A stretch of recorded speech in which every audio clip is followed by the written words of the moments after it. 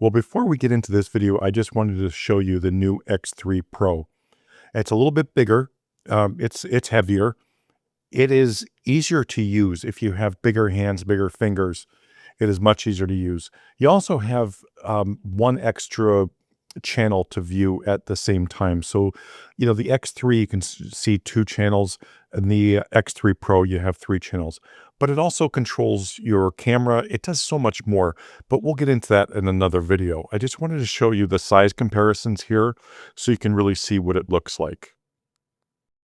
So the other day we did a video with the AD600 Pro version 2, and I made a comment that you can use just a speed light and umbrella and get the same effect.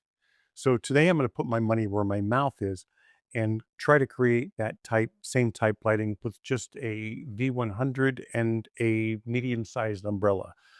That's the goal today. I'll be using the same type setup with a darker backdrop and a black V flat to absorb that light on this side. This is a deeper umbrella, so it'll control the light just a little bit, but it'll definitely have a little bit more throw than I did with the larger softbox, believe it or not. But this is going to give me full coverage. Now, I may or may not have the dome on here. The key with using something like this to get that umbrella full is to pull it out.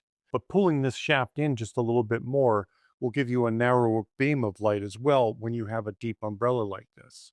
So now, don't go and buy the Profoto one. You can get the Godox one, which will be less than half the price, I guarantee it, and give you the same effect without spending $200 or $300 on an umbrella, which is absolutely crazy to me.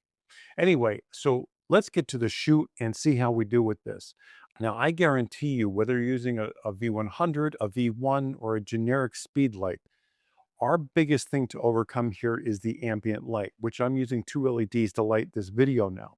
But we have to overcome this light to be able to control the light as much as we want to. So I'll have to turn these down quite a bit, but I still want some light so her pupils don't go too big. That's the only downside with using a speed light, is because it doesn't have the power to overcome ambient light like I have in the studio right now. Again, I can turn them down, but I just want them up high enough so those pupils don't go too small. Anyway, let's get to the shoot and see how we do with this. Just one more thing. Instead of using the X3 transmitter today, we're going to use the X3 Pro. Um, I'll give you some screenshots of these just so you can see the size difference.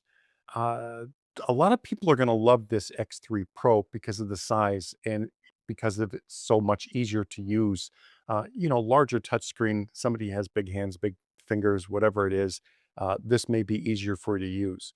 It does have a lot of extra features as well, but we'll get into that another day. Um, you know, I I love that this can control the camera as well as your strobes. This also has Bluetooth, which can connect to the app, which I absolutely love. Believe it or not, that comes in really, really handy, and people bypass that, but it really does come in handy. But this thing is going to do just a great job with what we needed to do on today's shoot. Anyway, now let's get into the shoot. Now, I don't want to make this video about the X3 Pro. It is a fantastic little remote speed light with an umbrella versus the other day when I used the 8600 Pro version 2 with a big softbox. I want to show you that you can get the same exact effect, the same look with just a speed light and an umbrella. Now, I use this deep umbrella because I like to control the light just a little bit more. But this would make it easier if you used a shallow umbrella because it'll throw the light more. It's not going to change your effect. You really can get the same type look, and actually more of the same type look with a shallower umbrella. And you can use a shoot through, a translucent umbrella, or you can use a white reflective like this. And when it comes to umbrellas and speed lights, I say stay away from silver umbrellas because they just don't work as well as they should, because your center point on the flash versus the umbrella doesn't work. Most of your light goes down because of the placement of the speed light in a silver umbrella. This takes a little bit of practice, but not a lot, and you'll be able to do it in no time.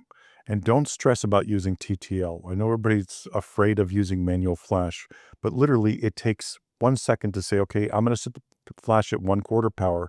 If it's too bright, dial it down to 1/16 and try it again. If it's not bright enough, bump it up. Once you get your exposure, you're done, you're ready to go. It really is that simple. Set your shutter so you're not going to have camera shake, say 1/60th, 200th. You set your aperture where you want it to be, whether it's wide open or, stop down a little bit, and then adjust your flash next. The flash power should be after what you want on the camera. That controls what the look of the image is going to be, if you want a shallower depth of field or if you want more depth of field. And of course, you have to be concerned with camera shake if you're using any ambient light whatsoever in the photos. I hope this helps. Thanks for watching as always.